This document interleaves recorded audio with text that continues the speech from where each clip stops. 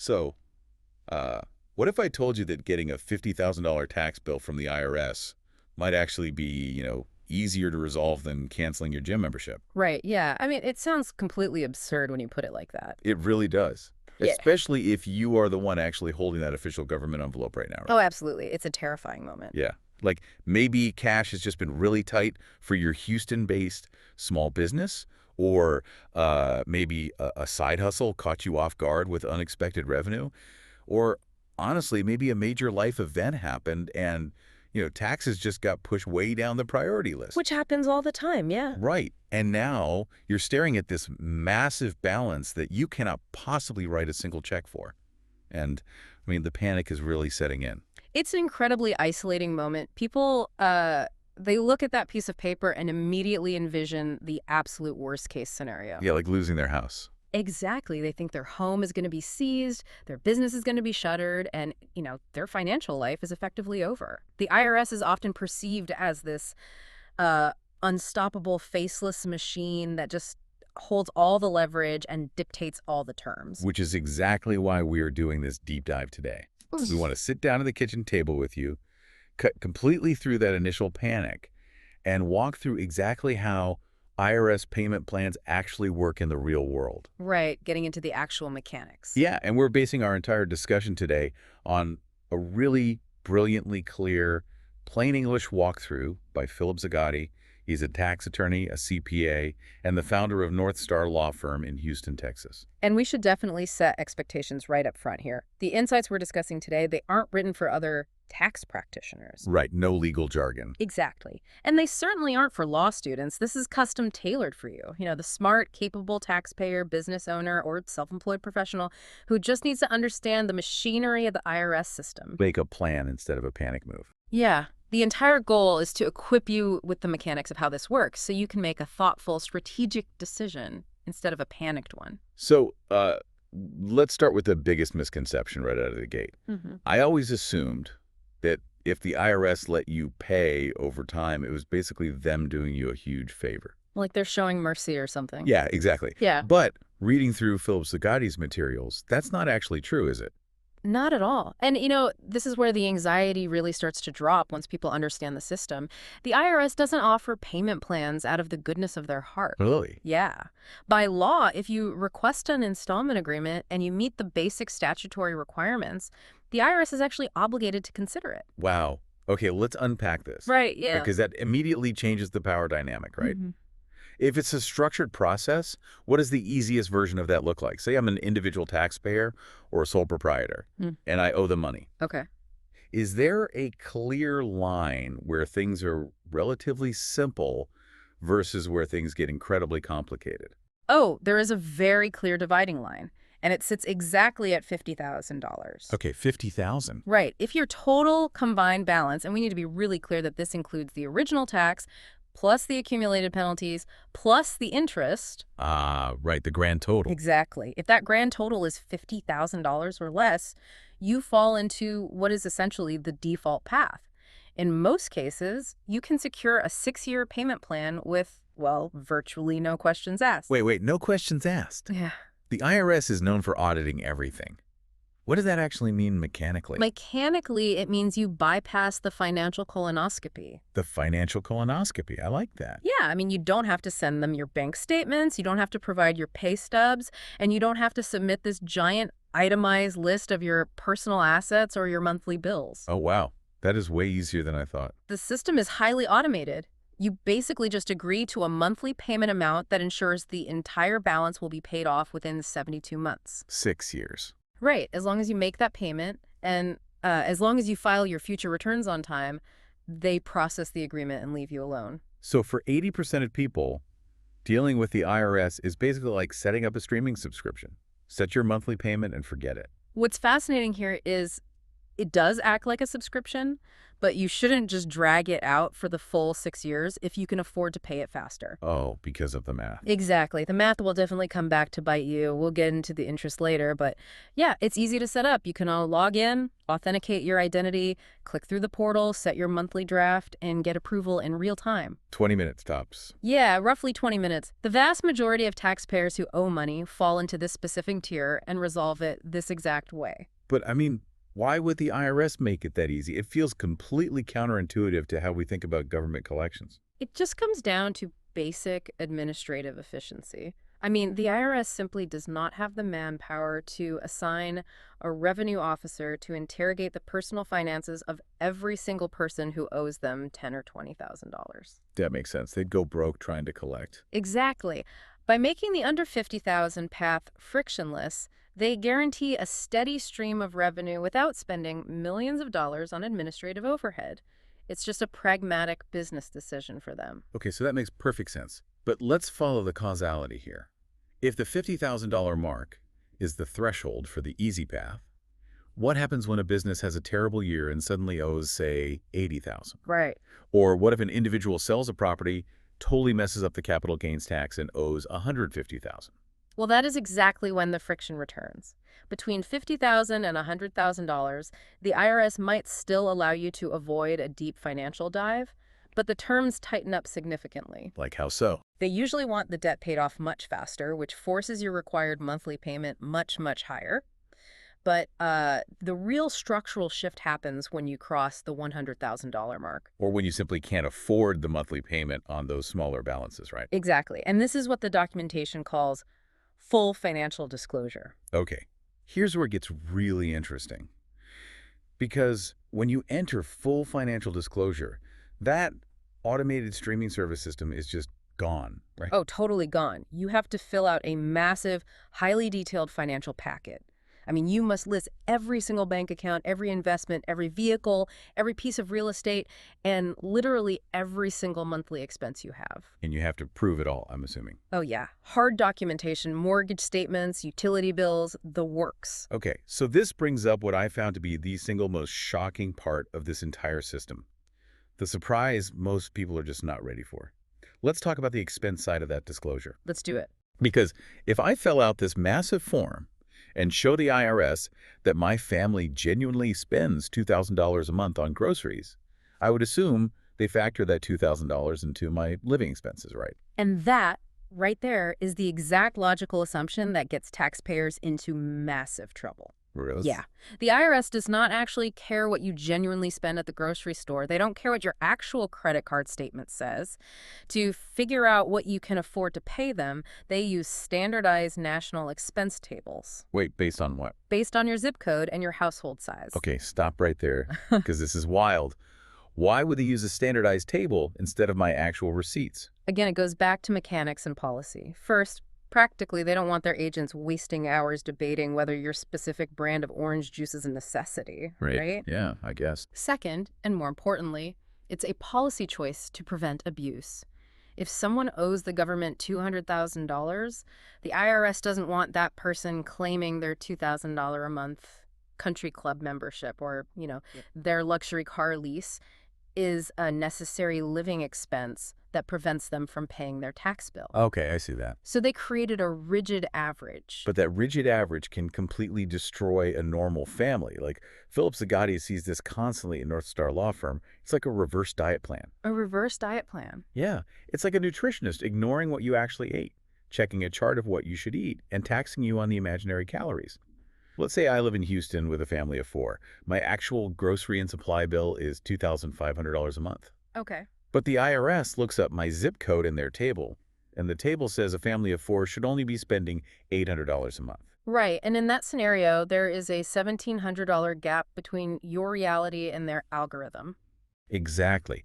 And how does the IRS treat that gap? They're treating those phantom calories as literal cash in my pocket, aren't they? That is exactly how the mechanism works. The IRS categorizes that $1,700 difference as disposable income. Wow.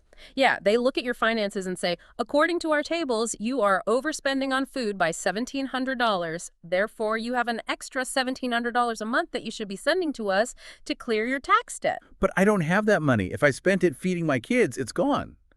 I mean, I can't wire phantom money to the government. I know, it's frustrating. And this is precisely why having a professional step in becomes necessary at these higher dollar amounts. Because you have to fight them on it. Exactly. There is some flexibility built into the Internal Revenue Manual, but you have to know how to fight for it.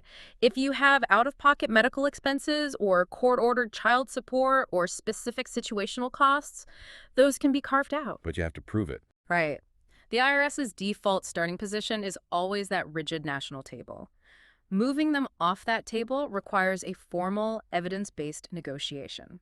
Okay, so let's play this out to its logical extreme.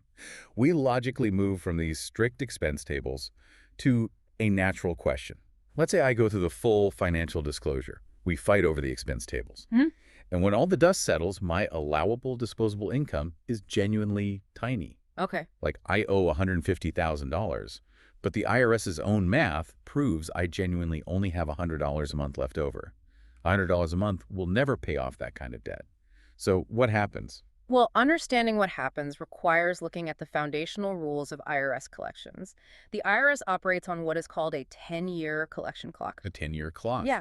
This clock starts ticking on the specific date a tax balance is officially assessed and put on the books against you. They have exactly 10 years to collect the money. When that clock runs out, by law, the debt usually goes away. They can no longer pursue you for it. Wait, hold on. So what does this all mean? Is this the ultimate loophole for anyone who just doesn't want to pay? Like, hide my assets, pay the bare minimum, and wait it out? This raises an important question, and I want to be incredibly clear here. It is absolutely not a loophole for those who can afford to pay more. Trying to hide assets is a fast track to criminal charges, not a payment plan. Right, don't do that. Yeah, but it is the basis for the most underused lifeline in the system, the partial payment plan. The partial payment plan. Right. If the brutal math of that financial disclosure form genuinely proves, meaning you qualify on the math that you can only afford $100 a month, the IRS might accept that as your lower monthly payment. Even knowing it won't clear the debt. Fully knowing that those payments will never satisfy the balance before the 10-year clock expires. And when that 10-year mark finally hits, the remaining balance effectively disappears. But there has to be trade-offs. The government doesn't just write off six-figure debts for free. You're right, it isn't a free pass. The catch is a total loss of financial privacy. If you are granted a partial payment plan, the IRS is going to review your financial situation regularly, typically every 2 years. Oh, so they keep checking in on you. Exactly. If you get a promotion at work or you pay off your car loan or, your expenses drop, the IRS will see that. They will instantly recalculate your disposable income and take that new money to increase your monthly payment. So you are basically trading your financial privacy, these ongoing reviews, for a payment you can actually afford today. Precisely. Okay, so let's shift gears to the reality of actually maintaining these agreements. Yeah. Because we just talked about getting the plan, but keeping it active is a whole different beast. Oh, absolutely. The math is relentless. Right, the relentless math. Say I have an $80,000 balance. I'm 3 years into my 6-year payment plan. I'm making my monthly payments religiously, but when I check my balance, I feel like I'm not making any progress. What is happening? What's happening is compounding interest. When you enter a payment plan, the IRS does reduce the late payment penalty by half. Okay, that helps a little. It does. But the interest rate never stops, and it compounds daily. Daily. Daily. At current federal interest rates, if you owe $100,000, the interest alone can easily be $500 a month. Wow. Meaning if my required monthly payment is, say, $800, $500 of that is just treading water. Exactly. Only $300 is actually paying down the tax you owe. Over a 6-year plan on a $100,000 debt, you might end up paying $120,000 total. That's why you shouldn't drag it out if you don't have to. Right. And if you do use the plan, you are constantly at risk of what's called the compliance trap. Ah, the compliance trap. Yeah. This seems like the easiest way to accidentally ruin your life. It's like walking a tightrope while juggling one dropped ball, and the IRS brings out the heavy machinery. That is a perfect analogy. An installment agreement isn't just a promise to pay your monthly bill. If you miss a payment, the plan defaults. Boom, heavy machinery. Yeah. If you file a future return late, default. What if you file on time, but you owe a new tax balance of just $200 and you can't pay it? Default. Default. Or if you are self-employed and you miss a single quarterly estimated tax payment, default. And default means the immediate risk of bank levies freezing your checking account or wage garnishment sent directly to your employer. And reinstating a broken plan is incredibly difficult. Very difficult. You've just proven to the IRS that you are an unreliable partner. Which brings us to the safety net. Yes. If we connect this to the bigger picture, this is why Philip Zagati strongly advises setting up direct debit. It is the ultimate safety net against an accidental default. Because it's automatic. Exactly. The IRS pulls the money automatically. You can't forget. It won't get lost in the mail. And as an added bonus, the setup fee is significantly cheaper. It's around $30 for direct debit versus over $200 if you insist on mailing manual paper checks. $30 versus $200. It's a no-brainer. But let's transition from the mechanics to real-world variables. A lot can happen in a 6-year period. Yeah. What if life just blows up? Right, life changes. Yeah. What if I lose my job or have a massive medical emergency? Do I just sit there and wait for the direct debit to bounce? Please don't do that. If your life circumstances genuinely change, don't stay silent. You can actually modify the plan. Or if things are truly dire, you can request what is called currently not collectible status. Currently not collectible. Yeah. CNC. What does that do? Hit pause on the payments. Exactly. It completely pauses the monthly payments and stops all levies. It doesn't forgive the debt, and interest still accrues, but it gives you breathing room. But you have to communicate. Silence is what leads to default. Okay, so that's standard income tax. But I want to pivot to a crucial warning for business owners. Payroll tax exposure. Because if the money I owe the IRS is the money I withheld from my employees' paychecks. Oh, that is a completely different and far more dangerous situation. The IRS views unpaid payroll taxes entirely differently from a business's own income tax debt. Because I was just holding that money in trust. If I use those withheld funds to keep the lights on in the business, they don't view that as a simple cash flow error, do they? No, they view it as stealing your employees' money. Because the underlying nature of the debt is so severe, the IRS will actually pierce the corporate veil. Meaning my LLC won't protect me. Exactly. They assess a penalty directly against the business owner or the corporate officers or even the bookkeeper, anyone who had the authority to decide which bills got paid. So they attach that business tax directly to me personally. Yes, you carry personal liability, and that liability survives business closure, it survives bankruptcy, it follows you forever. Wow. So that actually perfectly tees up the final question. When do I handle this myself, and when do I call in the cavalry? The line is fairly clear. If you owe under $50,000, you have simple finances, and you can afford the standard monthly payment, do it yourself. Go to the online tool, spend 20 minutes setting it up, and move on. But the moment you cross that $100,000 threshold, or you have payroll taxes or active garnishments. That is when you need help. But I want to issue a very strong warning here against those national tax resolution mills. The ones advertising on late-night TV. Pennies on the dollar. Yes. Those operations are notoriously predatory. They charge thousands of dollars in upfront fees to terrified taxpayers. And then, instead of securing that magical settlement, they literally just log into the IRS portal and set up the exact same installment agreement you could have done online for free. That is infuriating. So for complex cases, you don't need a late-night TV mill. You need a specialized, flat-fee professional like those at North Star Law Firm. Exactly. Someone who actually understands the nuances of the Internal Revenue Manual. So let's bring this all together. What is the ultimate bottom line for the listener who is sitting at their kitchen table right now? The bottom line is preparation. Right. A stable plan protects you and lets you live your life. But a bad plan defaults in 18 months and ruins you. The difference is entirely in your preparation. There's almost always time to slow down, gather your numbers, and make a thoughtful decision rather than a panicked one. Absolutely. And for those who want to go deeper, highly recommend checking out Philip Zagati's 2 books on Amazon. Taxed, A Taxpayer's Guide to Tax Defense and Resolution, and Trusted, The Essential Guide for Trustees. They are fantastic resources. And as we wrap up, I just want to leave you with one final lingering question to ponder. Lay it on us. If the IRS uses those rigid national tables to determine exactly what a reasonable life should cost, does the system inadvertently penalize taxpayers just for trying to survive in a modern, fluctuating economy? Because when the government's algorithm completely ignores real-world inflation at your local grocery store, you have to wonder if it's really about fairness, or just a rigid math formula punishing you for your zip code. That is a phenomenal caution to think about. And definitely something to keep in mind if you ever find yourself opening one of those letters.